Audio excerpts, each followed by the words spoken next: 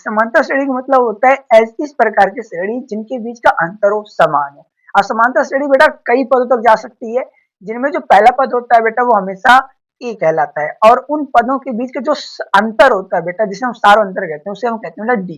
ठीक है। और जो बेटा ये एन होता है, ये वो पद होता है जिस पद का हमें आंसर ज्ञात करना होता है।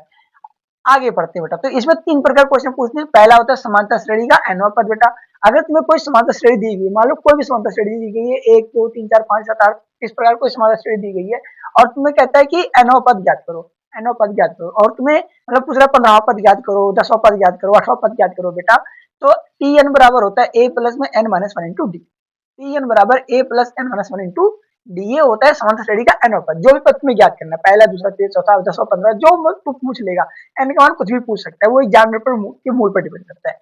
बात करते हैं सेकंड बेटा, अंत से एनवा पद क्या होता है। अंत से एनवा पद का मतलब क्या है कि तुम पीछे से आ रहे हो और पीछे से तुमसे पूछ रहे पांचवा पद क्या होगा, पीछे से तीसरा पद क्या होगा, पीछे से 8वां पद क्या होगा, तो जो एन है बेटा वहां 8 आ जाएगा, 5 आ जाएगा, 3 जो वो एग्जाम में पूछा गया होगा, जो प्रश्न पूछा गया होगा।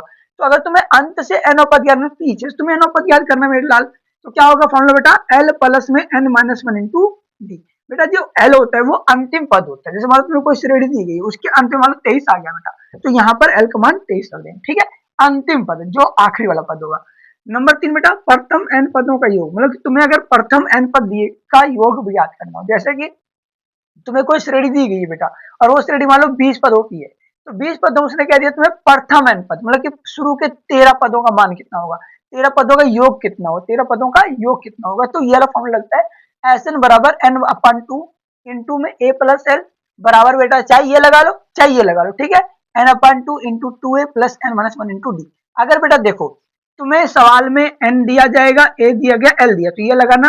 अगर बेटा तुम्हें एल का मान नहीं पता, एन का मान पता है, ए का मान पता है, डी का मान पता है, तो ये लगा देना। ठीक है, ये प्रथम एन पदों का योग निकल कर आ जाएगा। मैं उम्मीद करता हूँ कि ये तुम्हें रिवीजन बहुत तेज होने आया होगा। ऐसे अगर तुम पूरा का पूरे चैप्टर का 10 मिनट के अंदर अंदर रिवाइज करना चाहते हो, कॉन्सेप्ट समझना चाहते हो, बाकायदा तुम हर चीज को रिवाइज करना चाहते हो चुटकी बजाते ही, तो आप डिस्क्रिप्शन के अंदर प्लेलिस्ट दी गई है, उस पर क्लिक करके जाकर पूरी वीडियो देख सकते हो, और मुझे फॉलो कर सकते हो, सब्सक्राइब कर सकते हो। ठीक है, मिलते हैं अगली वीडियो में।